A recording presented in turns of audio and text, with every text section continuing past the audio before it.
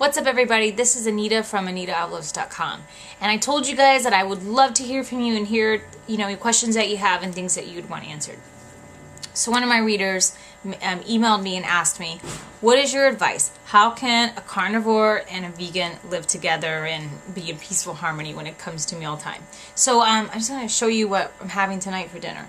So pretty much, these are the same things, but one big difference. On this plate, I had a little fish. On this plate, no fish.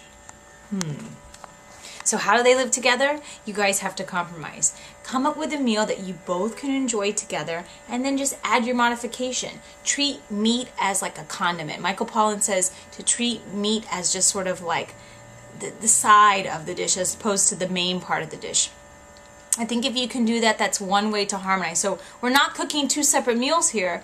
I have fish several times a month that I get at my farmer's market, and Mike doesn't. He doesn't have any fish. He's at all, or any kind of meat at all. So that's our way. We don't have two totally different meals going on here. We just have sort of the same meal, but with a minor modification. And the other thing about that is respect. You have to respect each other's personal choice. Diet is a personal choice. And so for me, that's what I have found has worked for me at this time. It might change. At one time it was different, and I was 100% vegan. It might change back to that one day. Who knows? Maybe one day I might be having sustainable beef on my plate. I have no idea where my body's going to take me. I just know that I want it to be, the richest, most nutritionally dense ingredients. I want to feel good about the food that I'm buying and where it's being sourced from. Those things are never going to change. That's important to me. I'm not going to start eating Cheetos again. Like, there's some things that are totally off the limits. But when it comes to meat, vegan, meat eating, all that, I think you have to be flexible and really tune into your body and where you're at. At the same time, Mike respects me that I've decided to incorporate fish in my diet again. He doesn't give me crap about it or tell me you shouldn't have that or you're a bad person. There's none of that.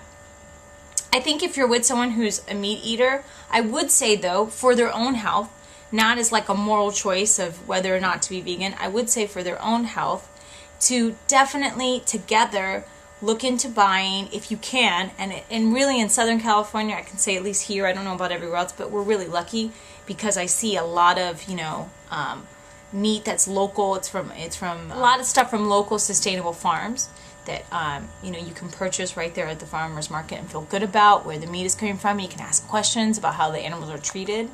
So I really think that's the secret, is just this idea of respect.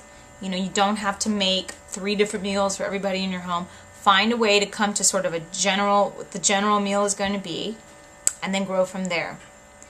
For your health, I would suggest having the plant base of the meal be, really the foundation. And then if you're going to have meat as the condiment, don't give each other crap about what their choices be. Be respectful of where they're at in their journey. And again, try to get organic, local, sustainable meat. And if you can't get local, definitely organic. You want to find out. Ooh, someone's there. You want to find out how the animals are treated. You don't want factory farm meat. It's bad for the planet and it's bad for you. So if you are going to have meat, you want to make a conscious choice of where it's coming from, and also for your loved one, whether or not you're eating the meat or the fish, you want to be part of that process because you want them to be in optimal health. So that's my secret of how vegan love and carnivorous love can come together. Okay?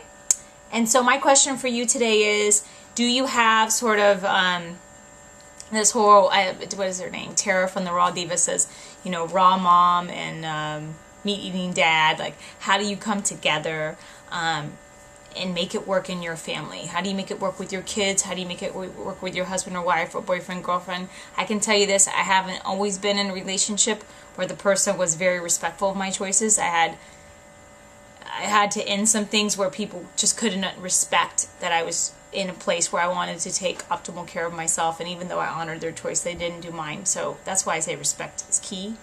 How do you make it work with your significant other and your family so that you guys can come to a place where you're having healthy food, but other people's choices are being honored and respected?